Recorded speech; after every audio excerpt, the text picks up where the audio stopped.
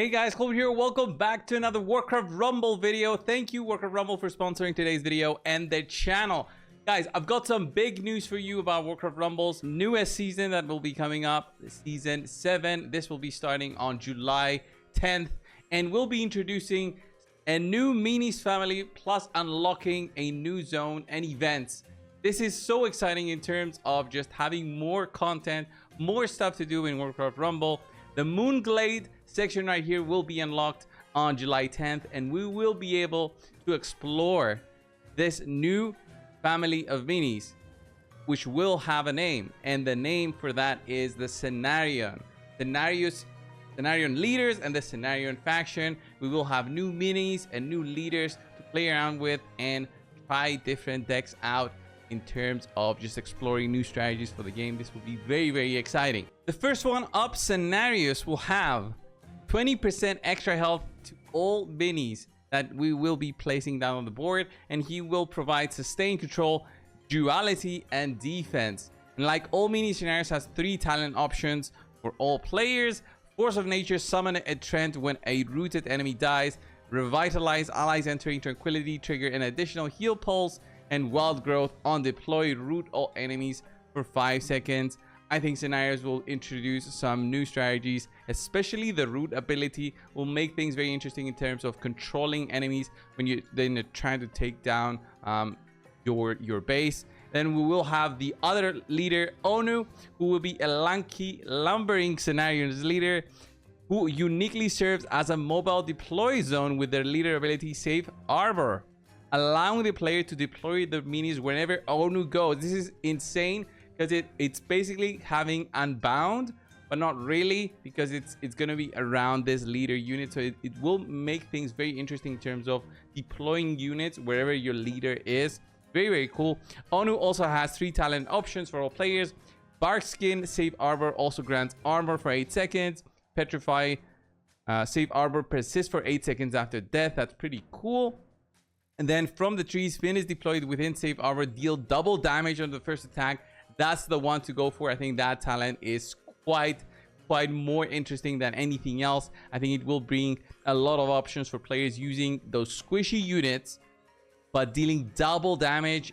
Quite the talent. I can't wait to try that unit out when the time comes.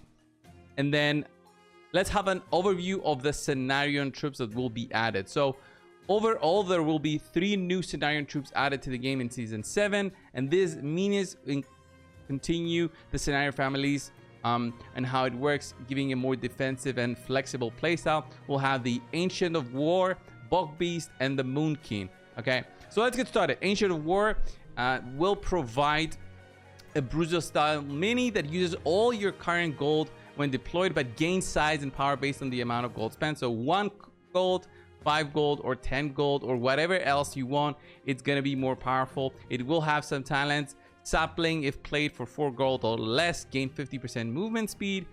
If played 6 gold or more, that's the Behemoth talent. It's going to gain the siege damage. And Lightning Rod, redirect enemy Unbound deploys to current location, basically controlling where the Unbound goes, and it makes things interesting in terms of counterplay on Unbound units. Very, very cool.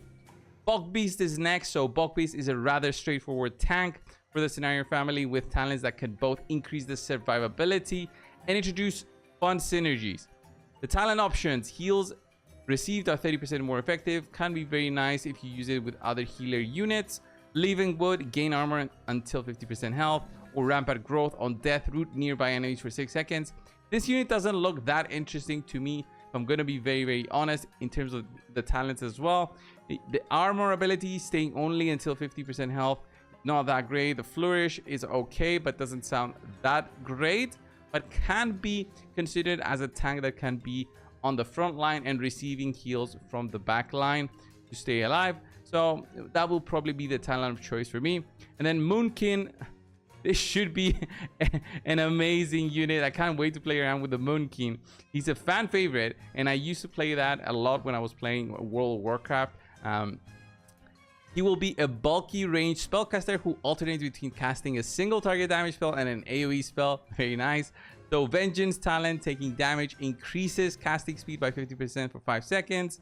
Moonglow, after deploying your next spell, deals your next spell gains 2 levels. That's crazy. And then Typhoon, on deployed, knockback nearby enemies. That's alright, but I think Moonglow will be the way to go, using Moonkin plus other spells to get them to be much more powerful. I think that's the way to go in terms of that unit. So overall, these minis are gonna introduce some new strategies. The decks that will be popping up once the season 7 is out will be very much new and surprising to many in terms of the content. The new event that will be coming in will be called the Cenarion Festival, that will be starting with season 7, and it's going to be for 3 weeks long, all the way to the end of July. And the way that it works, it will have a sigil requirement of 40 to participate in these events, but it will last for 3 weeks, so you will have time to get there in order to start participating in it. And the focus of this event will be centered around acquiring and powering up all of the Cenarion family minis. Each week this event will have an overarching theme for quests such as meeting the Cenarions. 2 Cenarion minis are added to all players' armies. Cenarion Surge armies are replaced with dual family ones like Cenarion plus another one. And then March of the Trends, mining gold grows a trend mini near you to fight for you. And most of this event will be a solo player activity, solo player focused, and very similar to what we currently have in the game. And some quests will be more challenging than others. Obviously, in order to finish it, there will be many rewards and the ability to replay these events again for the players who want to try things out and try something that wasn't there before. With season 7, with this new festival coming through, it is not something that we got used to in the game of Warcraft Rumble. So this will be very cool. The rewards will be there. 3 weeks of fun with the Cenarion Festival. And then finally, guys, the Moonglade Zone, the one I mentioned that will be unlocking pretty soon with season 7. So what this will bring is basically a new zone for us to fight through. This zone will consist of 5 new maps, and the bosses will be complementing the Cenarion family's release, so they will be very familiar to how the Cenarion family looks. So the Moonglade battles will offer new challenges. We're gonna have the Bruneran Chimera, which will be soaring above the Moonglade, the Shadeleaf and Omuron, the Druids, Brightwing, Cenarios, and Ysera. I remember Ysera from Hearthstone. I used to play her a lot on Hearthstone.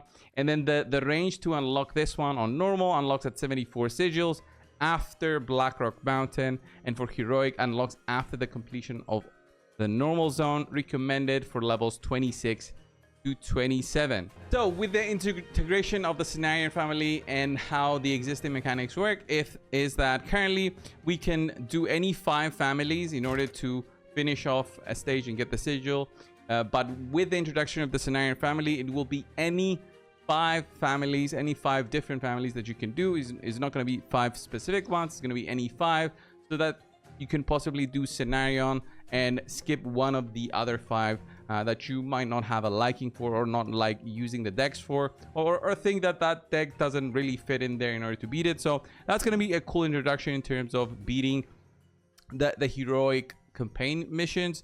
The war chest, there's going to be a new Cenarion tracker within the guilds. By the way, guys, if you are not in a guild yet, we have our own Get Ready to Rumble guild, where we are trying to get everybody with 90 sigils in order to do more frequent raids. So try to apply if you have the time and are looking for a guild.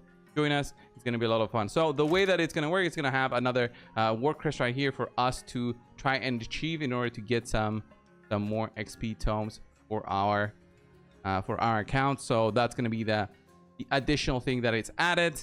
And overall, there's going to be also obviously another dungeon cycle for the Cenarion family in order to upgrade it. So we're going to have Alliance, then Horde, then Cenarion, Blackrock, Undead, and then Beast. And that will start from July 14th. So this is all the information that we were given, guys, on the Cenarion family. It's going to be very interesting. I can't wait for season 7 to start. What do you guys think? Let me know down below. Thank you, Warcraft Rumble, for sponsoring today's video and the channel. Thank you all, guys, for watching the video and playing along with me. If you haven't tried the game yet, consider downloading the game. There will be a download link in the description and comments of today's video. Thank you all, guys, and I'll see you in the next one. See ya.